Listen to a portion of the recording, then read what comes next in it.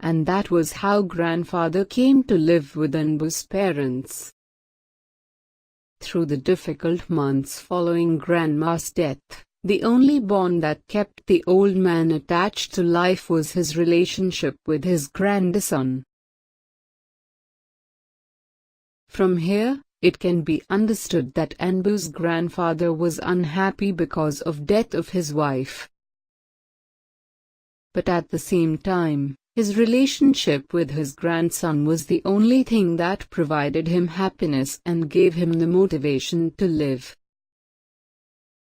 Attached to life can be understood as to stay alive.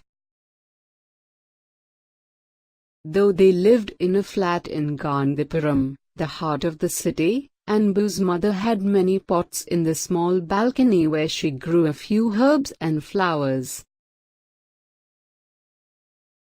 Herbs are small plants.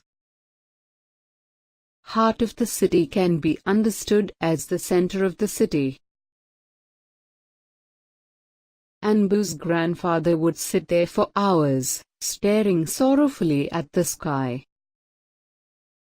Anbu would come back from school in the evenings and sit with his grandfather.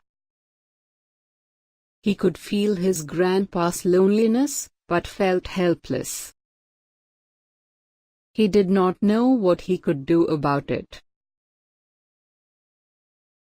Stare means to look at something constantly.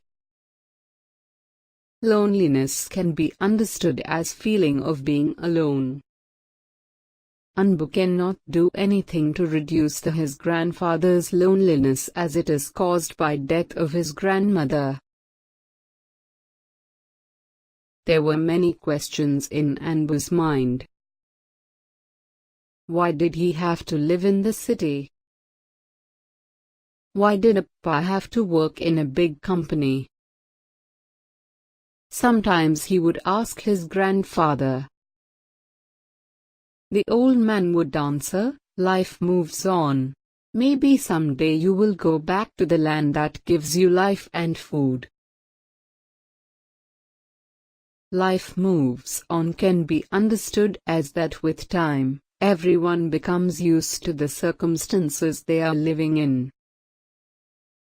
For example, Anbu's grandfather was sad after the death of his wife, but with time, he would become used to this condition. Plants are grown on land and thus it gives life and food to people.